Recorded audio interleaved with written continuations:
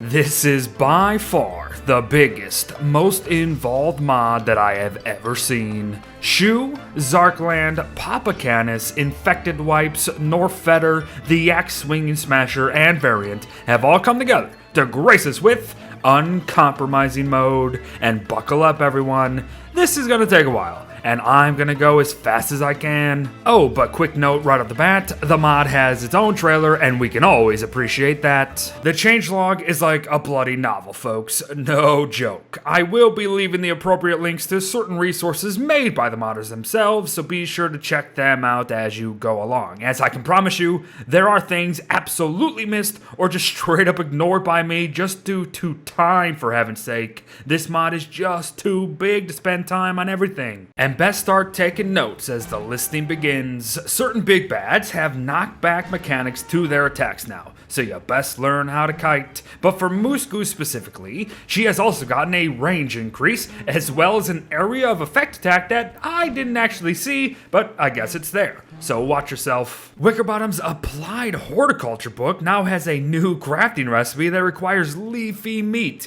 making her god status actually waver, because leafy meat is gonna impede your progress a little bit. The Dread Eye and Creeping Fear are two new terrifying nightmare creatures with varying health pools and new deadly attacks. As for nightmares themselves though, expect more spawning at one time and less sanity gain when defeating them. So yes, going insane is actually very intimidating now. Signs, fossils, certain statues, and even lava pools apparently now have no collision, meaning both the player and mobs can pass through them with ease, so bye-bye blocking any of those mobs or setting up certain farms. There's a chance it seems to slip and take damage when at 100 wetness now, however I personally never experienced it myself, so there's that. You take 15 damage per fall though, which ain't nothing. Butterfly wings now only restore 5 health instead of the usual 8, and yes, even the smallest of things have been modified in this mod, so prepare yourself. Meatballs have had their hunger restored, reduced to 50 instead of 62.5, and while that doesn't sound too bad, just wait until you hear how crockpot recipes work now. And stone fruit bushes now take 3 times as long to grow as they would otherwise, and this is just the start, people.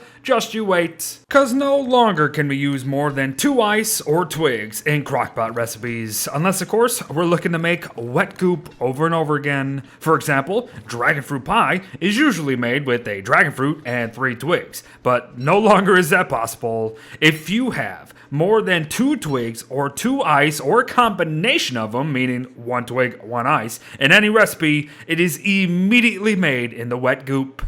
Yikes. Rat waves are a thing now, and they occur randomly as the days progress, but these little buggers will come and go through all our crap, snatching it for themselves, and once they steal an item, they will head for their burrow somewhat nearby, and you could choose to dig them up to get some stuff back, but expect a fight along the way. And speaking of fights, hit one and they will all pounce on ya at once. And while they do little damage, yes, these filthy little rats are fast and even take away our maxed health ever slightly with every hit. That is not good at all. It will sneak up on ya. Oh, and apparently they're Jesus rats as well, which I say is just a little bit unfair. They drop something new themselves though, called monster morsels, and expect the exact same of spiders now as well. That's right, no more monster meat from spiders. You get monster morsels instead. Both natural carrots and berry bushes are now far less common in world generation with this mod enabled, so some nomadic playstyles just became far less viable. So be careful out there. Pigmen and bunnymen now immediately attack you when you hammer their houses. And who can blame them really, cause I'd be pretty darn pissed off too if someone did that to me.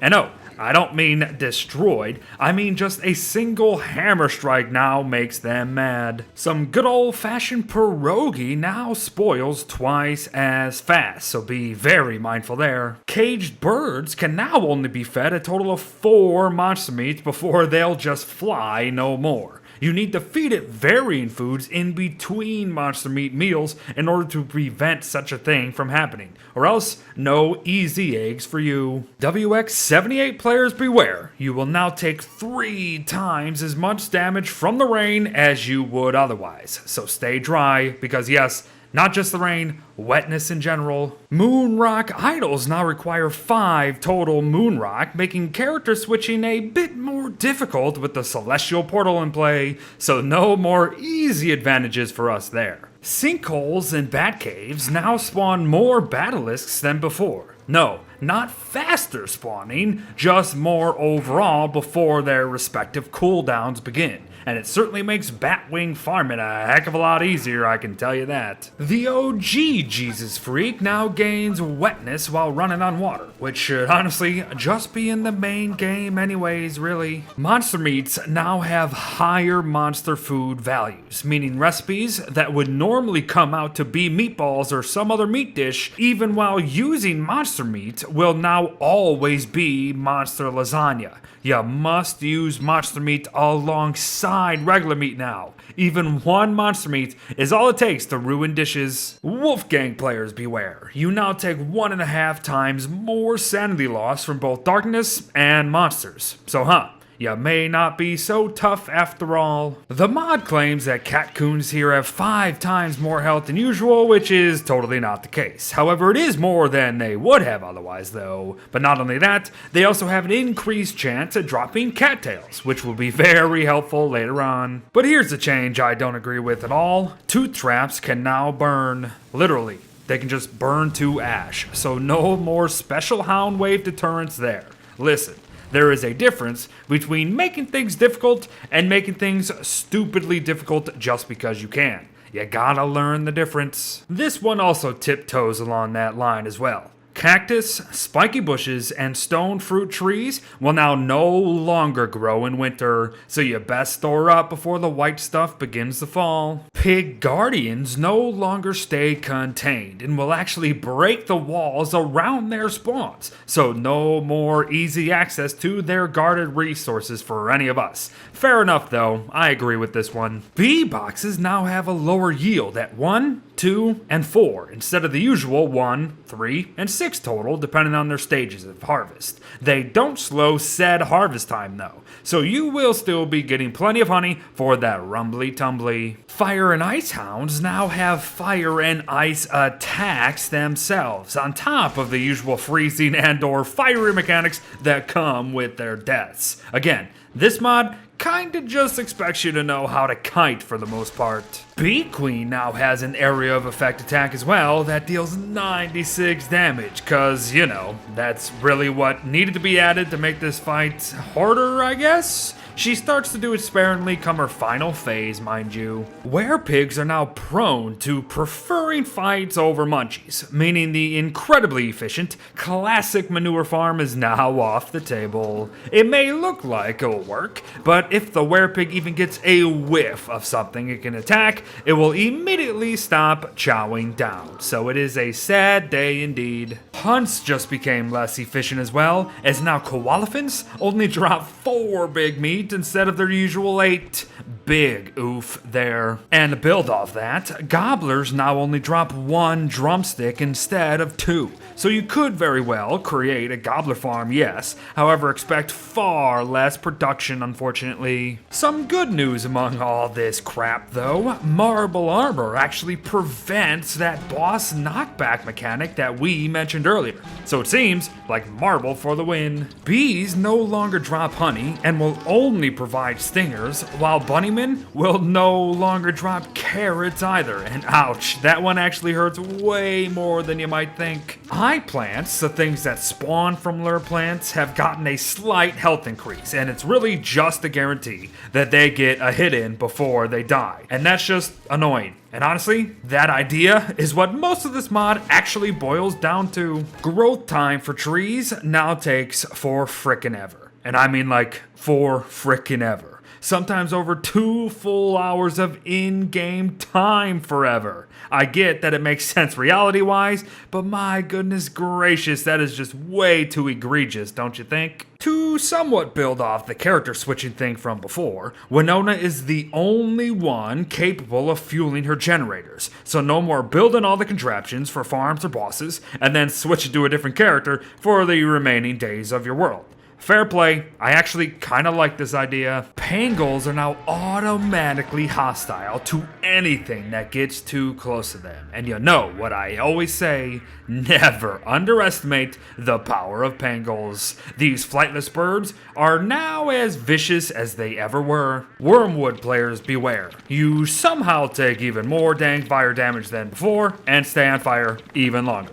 So, good luck. Tree Guardians now have a ranged attack that traps the player, sort of like the ancient Fuel Weaver's bone cage mechanic. One can either stay trapped for a time or use an axe to break free, but be quick about it because Tree Guardians are one of the bosses that can now knock us back with their attacks, and that, I must say, is very interesting. Protective clothing doesn't just degrade anymore, it gets worse as that degrading happens. So say you have 70% wetness resistance at 100% durability, expect that to drop over time as durability does. And on top of that, sewing kits now only restore 50% of their usual durability. So that's just great. Hay fever has made its way from Hamlet to Don't Starve Together, so expect the return of Sneezums, the sanity loss that comes with that, and of course, the dropped items. We do have access to the Hamlet gas mask. However, the Mad Lads made it where Melbatross feathers are needed for it, so I guess I'll just die sneezing then. But expect sanity to drop while wearing the mask, as always. Apparently, the Whirly fan helps too, but I'm not 100% sure about that one. Specific foods are also supposed to help, however I can only tell that honey-based foods, soups, and onions prevent hay fever, and for whatever reason, apparently killing Bee Queen stops hay fever completely until she respawns again. Antlion now just calls down literal meteors of fiery death when enraged, alongside her normal enraged mechanics because, you know, that just somehow makes sense. It lasts for a long time too, which totally sucks. And apparently the actual antlion earthquake in the caves can cause lava fissures to open up, which in turn will spawn lava larvae that will attack us. So alright then, I guess we're just throwing total logic out the window. So much so that, oddly enough, the modders have made it so that both Musgoose and Dragonfly both spawn near the player in their respective seasons, just like they do in solo Don't Starve Reign of Giants. The issue is that they both just continue to spawn as they normally would and Don't Starve Together anyways. So you kind of just have two bosses of the same type, I guess. And I know what the modders were going for. They want to make basing uncomfortable, of course, but it just doesn't make sense. Here's something cool, though. Spiders, hounds, and even pangolins all mutate come a full moon, even when not on a lunar island or even dead, like what would be in the hound's case. It's pretty neat, but quite dangerous, as mutated mobs are faster than normal in both movement speed and attack speed. There are now blizzards come winter, and they work very similarly to the pre-existing sandstorms of the Oasis Desert, both in visual and movement penalties. We even have new goggles to combat all that crap, called the Cat's Eye Goggles. And here is where that increased cattail drop comes into play. But these sandstorms only occur in year 2, so don't worry. You'll have plenty of time to fish out the blueprint for fashion goggles. But standing near fire, trees, or walls greatly reduces the negative effects of snowstorms, and even torches help apparently. And snow piles now accumulate all around, but mostly on structures actually, as too much snow actually prevents the use of them.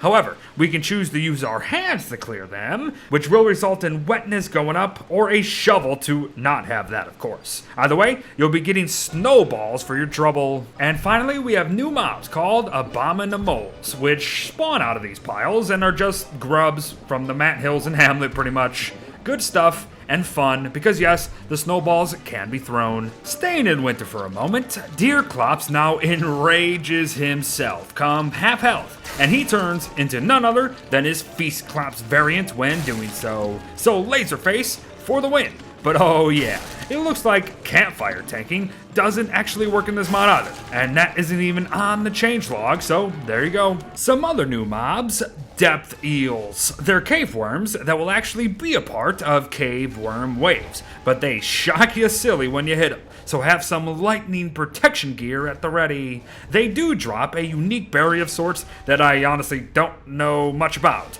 but I actually do love them as mobs myself. They are neat creatures and I want them in the game. The Ancient Guardian fight is all new practically, as he now stomps the drop stone slabs on the ground, and when he hits them, they stun him. He has new animations and the like, and he even can break the bloody ruined pillars to pieces for Pete's sake, so there's no cheese in him anymore. I am not gonna spoil this. I want you to experience it yourself and have fun. Toadstool now impacts the surface world with mushroom sprouts. These trees cause acid rain, which are supposed to hurt the player and cause disease in plants, but for now, it's really only the latter. But even non-relocated plants will get disease from the rain. But if you kill Toadstool, the rain ends. But when you chop these trees, you're in for a surprise. Not just from the mushroom spores, no, but from other new mobs called toadlings. They're like hippopotamuses from Hamlet, but drop boom shrooms on impact. Very cool, but very tough. And speaking of disease, we now have a cure for it. Moon oil has a unique recipe for sure,